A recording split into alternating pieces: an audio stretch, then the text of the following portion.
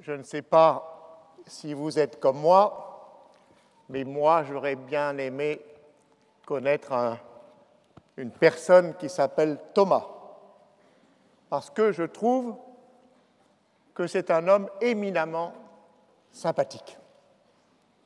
Je dis sympathique parce que, en nous regardant dans le miroir de l'Évangile, nous avons l'impression, en tout cas moi, de nous reconnaître nous-mêmes dans son portrait. Et j'ai beaucoup de reconnaissance pour lui. S'il n'avait pas été là, il manquerait quelque chose. Voilà quelqu'un qui nous représenterait, quelqu'un en qui nous puissions nous reconnaître, quelqu'un qui a du mal à croire. Thomas, c'est l'homme ou la femme moderne, typique, à la fois indépendant et à la fois questionneur. D'abord, il ne croit pas les autres sur parole. Il se méfie des illusions collectives, des évidences communes, des informations qui ne sont pas critiquées. Il veut se faire une opinion par lui-même, juger avec ses propres critères.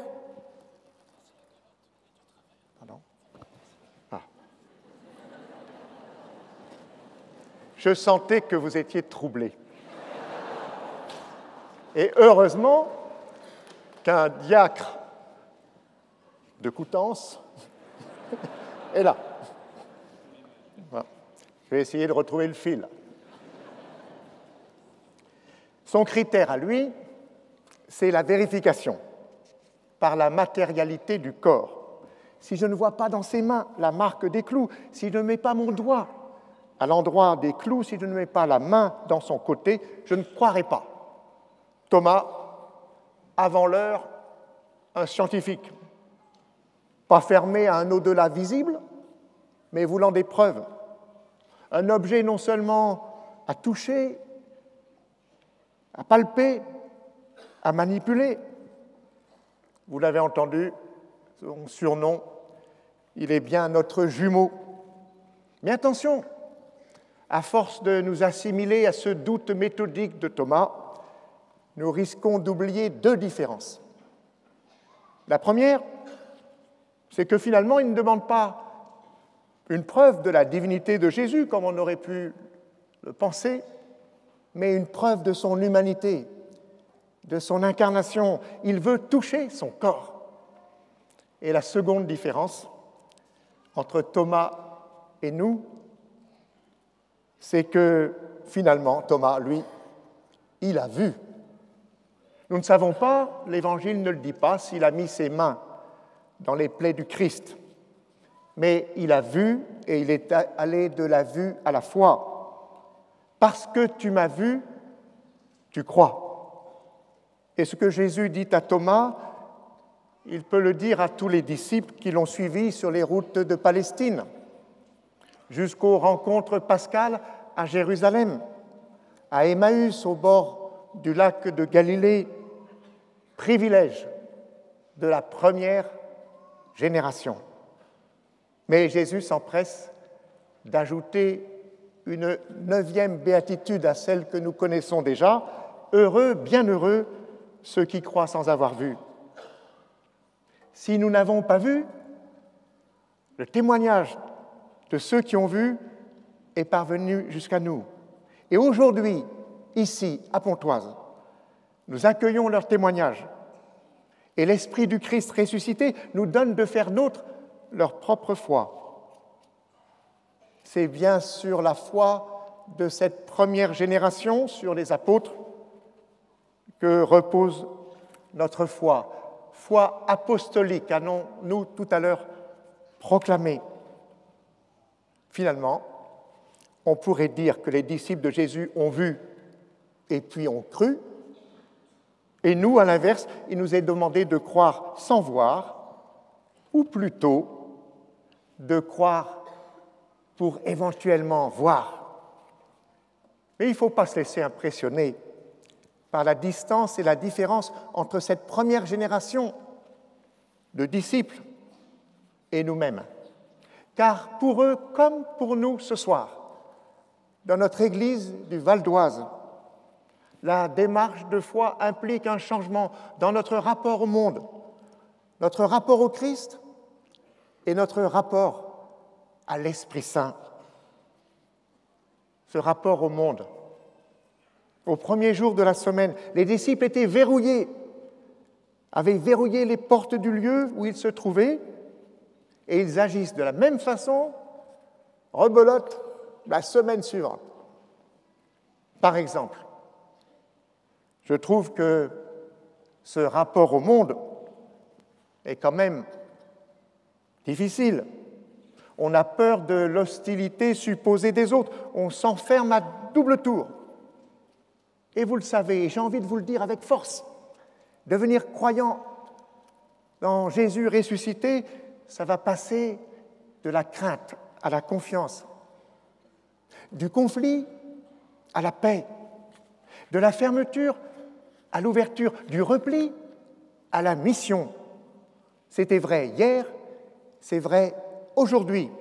Le monde, chers amis, il n'est pas menaçant, il est seulement ouvert au courant d'air et à tout vent de doctrine. Mais je le sais par expérience, et je suis sûr que vous diriez pareil si vous étiez au micro ici, il attend la parole du sens, il attend une parole de vérité. Ne le diabolisons pas. Ce monde, dans le Val d'Oise et dans les autres diocèses, bien sûr, et il est aimé de Dieu, tel qu'il est, et non pas tel que nous rêverions qu'il soit. Il est appelé au salut. Aucune naïveté dans mes propos. Je sais les perversités, les limites, les blessures, les impasses dans ce monde, mais c'est ce monde-là qui est aimé par Dieu. Et nous avons, chacun d'entre nous, à le dire avec conviction, avec la foi qui nous habite et qui est chevillée au corps. Non, chers amis, n'ayez pas peur d'engager le dialogue, d'engager la conversation avec le monde pour partager ce trésor. C'est notre rapport au Christ aussi. Être chrétien, bien sûr, c'est toujours croire au Christ, mais dans sa double identité de crucifié et de ressuscité, d'homme et Dieu, la joie de la résurrection, dans la lumière du matin de Pâques, peut nous faire oublier les aspérités du chemin de croix. Or, Jésus apparaît après Pâques, il ne se montre pas avec ses attributs glorieux, il donne à voir ses mains et son côté.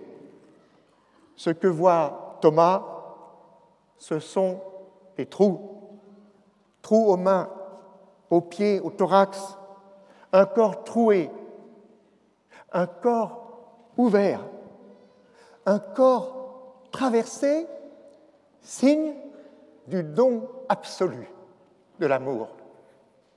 Et c'est par sa manière de risquer son humanité jusqu'à l'anéantissement sous la violence de l'histoire qui atteste sa divinité. Jésus a offert sa vie pour donner la vie. Enfin, le rapport à l'esprit. Ce crucifié et ressuscité ne nous tourne pas seulement vers le passé de sa passion, mais vers l'avenir de la mission. Et c'est là que, dès sa première apparition à ses disciples, Jésus fait ce signe extraordinaire. Cette Pentecôte, il répandit sur eux son souffle. Ce souffle est celui-là même de la création cosmique au livre de la Genèse. Ce souffle va permettre de poursuivre l'œuvre du Christ dans notre département et notamment de partager le pardon de Dieu. Je le dis avec un peu d'humour, mais c'est très sérieux. Nous ne manquons plus de souffle.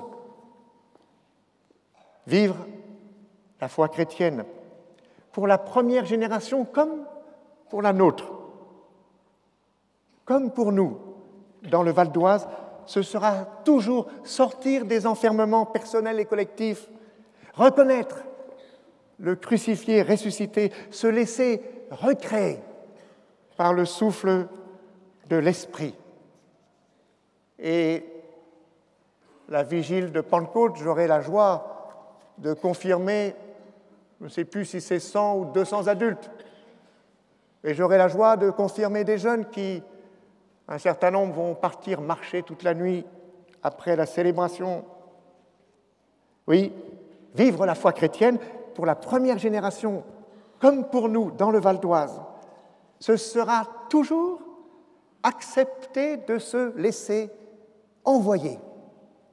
De même que le Père m'a envoyé, moi aussi, je vous envoie. Envoyé pour annoncer avec audace la joie d'être aimé, la joie de croire. Envoyé pour dire Dieu dans la diversité des cultures, des langues, au cœur de la vie sociale. Quelle superbe mission nous avons, et vous, et moi, reçue à la suite des apôtres. Oui, cet envoi, cet appel, il est adressé à toutes, à tous, au titre de notre baptême et de notre confirmation. Il n'est pas réservé, je le disais hier soir aux jeunes, à quelques spécialistes du religieux, des spécialistes de la mission, de l'annonce de la foi. Chaque baptisé est appelé à dépasser ses peurs et annoncer le Christ. Alors cet appel, il est adressé aux plus jeunes qui sont là-bas, comme aux plus anciens, aux catéchumènes et aux néophytes, si nombreux dans notre diocèse. Et je sais que nombreux sont ici ce soir. De ceux qui ont été dans la nuit de Pâques, ces 117 adultes plongés dans la mort et la résurrection de Jésus.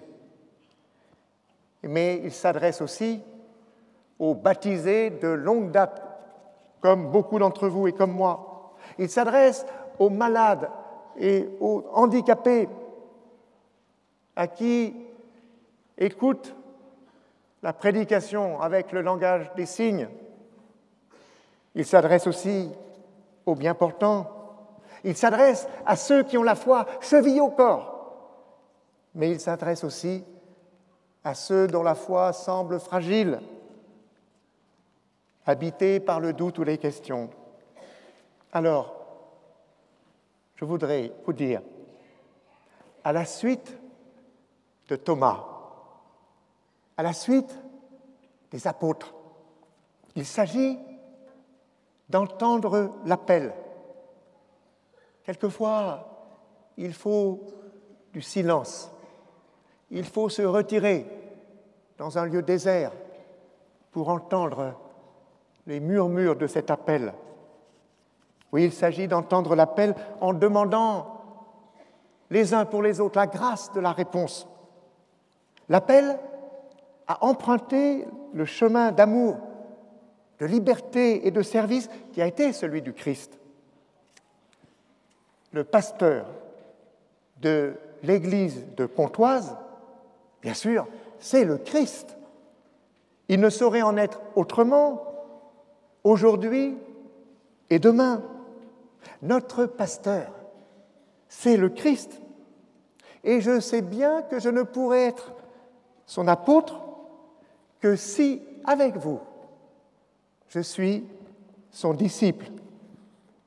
Le disciple de celui en qui j'ai mis ma foi, de celui à qui je peux dire et redire, et vous aussi, à la suite de Thomas, mon Seigneur et mon Dieu. Il n'y a pas de profession de foi plus brève, mais plus intensive et décisive. C'est le chemin que nous allons prendre ensemble, dans la joie et dans la paix. Amen.